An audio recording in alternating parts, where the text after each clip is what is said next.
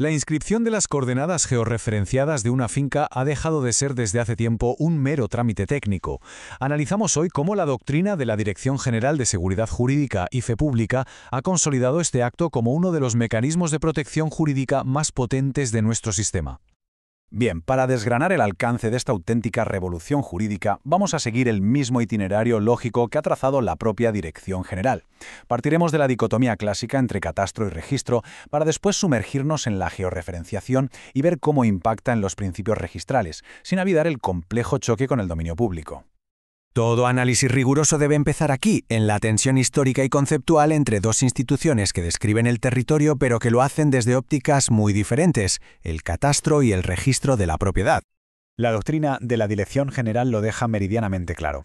Por un lado tenemos el catastro, que mira a la realidad física, los metros cuadrados, para un fin muy concreto, los impuestos. Es una realidad fáctica. Por otro, el registro, que busca la verdad jurídica para proteger los derechos en el tráfico jurídico. Son dos mundos, dos finalidades que hasta hace poco a menudo discurrían en paralelo. Y aquí está una de las claves que subraya constantemente la Dirección General, la gran diferencia. Para que un dato acceda al registro, tiene que superar un filtro durísimo, la calificación registral. Es un control de legalidad en toda regla.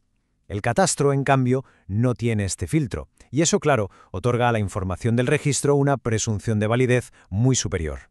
De hecho, esta resolución lo resume de una forma brillante. La titularidad que consta en el registro es, y cito textualmente, de mucho mejor condición que cualquier otra que no esté inscrita. Es decir, juega en otra liga, con todo un arsenal de protecciones legales a su favor. Y aquí es donde la georreferenciación entra en escena. Pero ojo, no como un simple dibujo técnico. Se convierte en el puente que une por fin esos dos mundos, el físico y el jurídico, transformando un dato fáctico en una declaración de derecho. Entonces, y esto es lo verdaderamente importante, cuando esas coordenadas geográficas se inscriben, dejan de ser un dato más. Pasan a formar parte de la propia definición legal de la finca. Se convierten en derecho. La propia Dirección General lo ha calificado de una forma muy potente. No es un dato. De hecho, no. Es literalmente un pronunciamiento jurídico formal y solemne. Palabras mayores. Esto significa que la definición física de la finca queda bajo la salvaguardia directa de los tribunales. Con esto llegamos al corazón de la transformación. Lo realmente novedoso es cómo los principios de siempre del derecho hipotecario, esos que protegían la titularidad, el quién es el dueño, ahora se expanden. Ahora protegen también el dónde está la finca y hasta dónde llega exactamente. Vamos a ver uno por uno cómo estos pilares de nuestro sistema registral se aplican a la georreferenciación inscrita y le dan una fuerza que antes era sencillamente impensable. Empezamos con el principio de especialidad.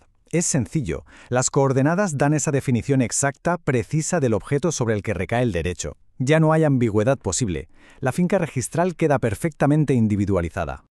Luego tenemos el principio de prioridad, el clásico prior tempore potior iure. En la práctica, esto significa que una vez que inscribimos una representación gráfica, se cierra el registro a cualquier otra que sea incompatible o que se solape con la nuestra. Es un auténtico cerrojo jurídico.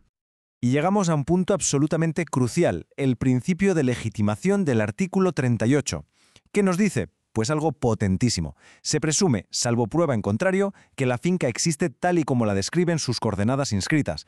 Y no solo eso, se presume que el titular registral la posee. Esto invierte totalmente la carga de la prueba. Quien lo ponga en duda es quien debe demostrarlo. Todo esto nos lleva a la joya de la corona de la protección registral, la fe pública. La pregunta del millón es, ¿este escudo definitivo, el del artículo 34, protege también la descripción física, las coordenadas de la finca? Pues bien, la Dirección General no ha esquivado la pregunta, la ha abordado de frente, y su respuesta supone un antes y un después para la seguridad jurídica en nuestro país. La respuesta, como vemos aquí, confirmada en una resolución clave de 2022, es un sí rotundo.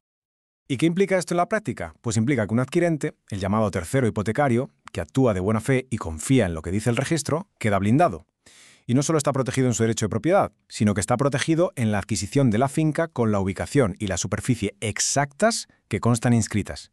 En los conflictos entre particulares, su protección es total. Ahora bien, este escudo potentísimo no es ilimitado. Tiene sus matices, sobre todo cuando entramos en un terreno complejo, la colisión con el dominio público. Aquí la cosa cambia, porque la protección registral, por muy fuerte que sea, se topa con un muro, los principios constitucionales que protegen el dominio público. Son bienes inalienables, imprescriptibles. Así que las reglas del juego varían y mucho dependiendo del tipo de bien público del que estemos hablando. Esta tabla lo ilustra a la perfección. Fijaos en la diferencia. Frente a un monte público, la protección del artículo 34 es plena. Pero si chocamos con una vía pecuaria o con el dominio público hidráulico, la protección registral cede. Ahí el deslinde que hace la Administración prevalece. Y en el caso de costas, la solución es intermedia. El derecho se transforma en una concesión. Cada caso es un mundo. Bien, después de todo este recorrido, ¿con qué idea fundamental debemos quedarnos? Pues la idea es que hemos asistido a un cambio de paradigma. Hemos pasado de un sistema donde la realidad física y la jurídica iban por caminos separados a un nuevo escenario. Un escenario donde el registro de la propiedad da una descripción única, completa y sobre todo jurídicamente definitiva. Define tanto el derecho como, ahora también, el objeto físico sobre el que recae. Esta evolución, sin duda, marca un antes y un después hacia una seguridad jurídica que podríamos llamar casi absoluta, y nos deja con una pregunta flotando en el aire. ¿Significa esto la extinción definitiva del histórico, del tradicional pleito de linderos? Lo que está claro es que el impacto real de toda esta doctrina no ha hecho más que empezar a desplegarse.